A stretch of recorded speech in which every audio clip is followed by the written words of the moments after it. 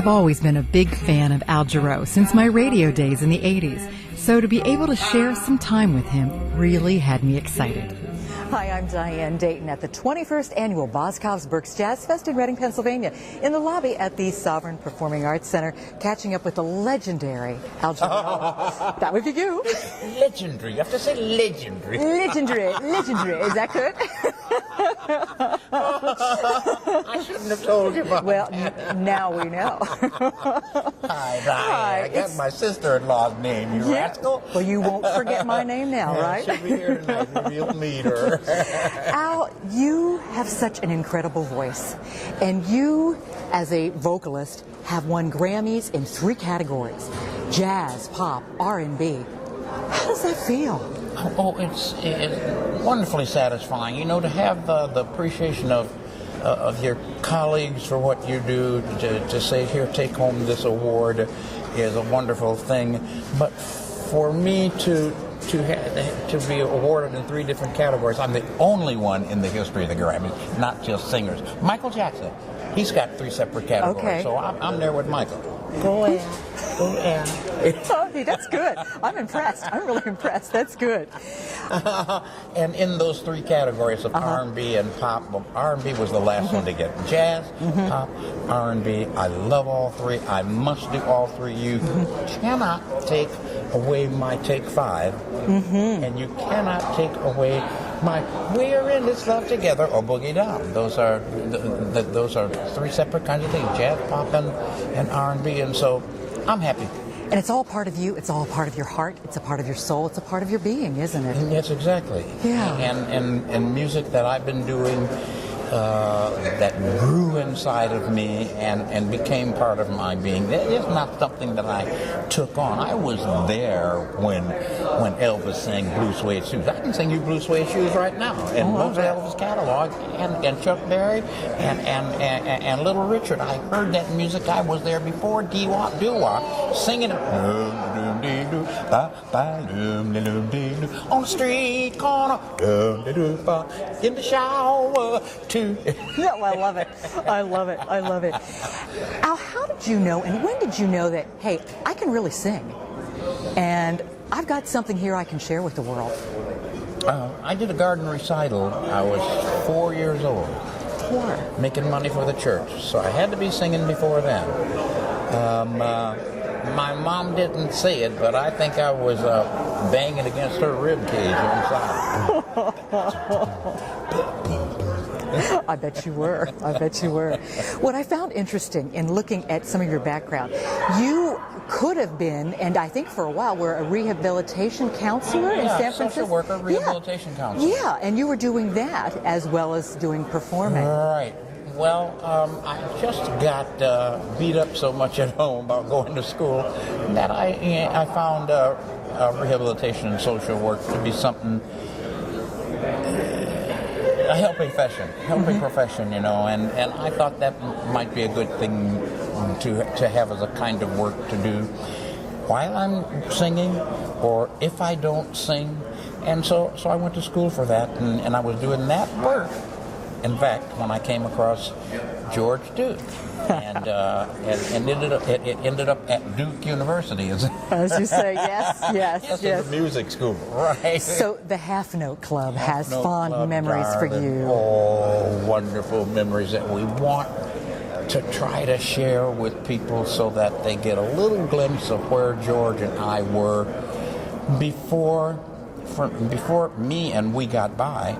Hardly had a belly full, that first record, and before George went out with Cannonball and went out with Frank Zappa, there was this other school where we were learning to be who we became, and part of that was the Half Note, and luckily, brilliant George Duke brought in an old Sony or Wall and Sack tape recorder, pressed the button with two or three mics, recorded that music, and saved it on a shelf at home, and pulled that stuff out one day a couple years ago, began to listen and went, oh.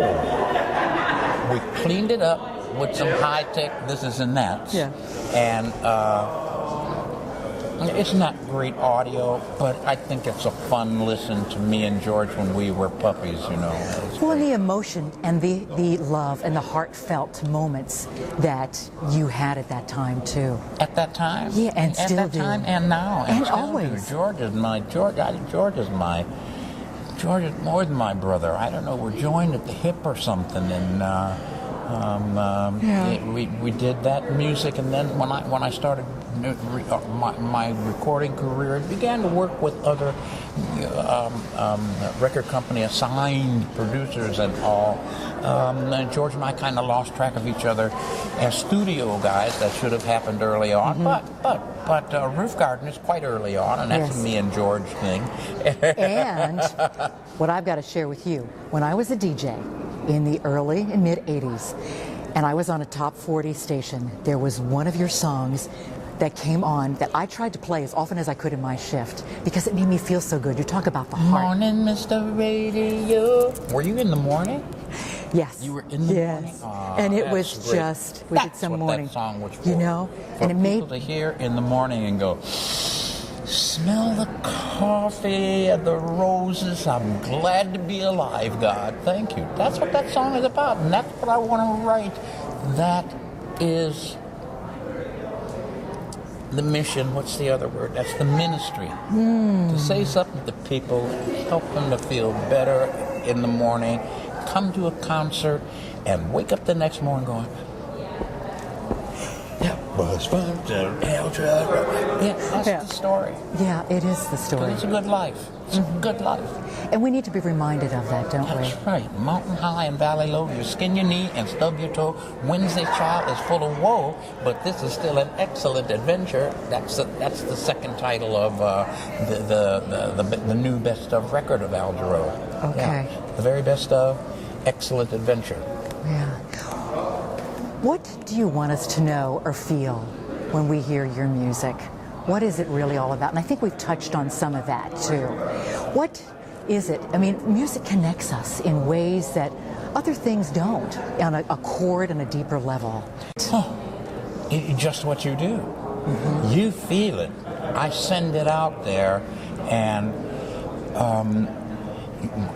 especially when the situation is right, like in a music situation where you can hear well, and you can see well, and where there are not huge distractions, you get it.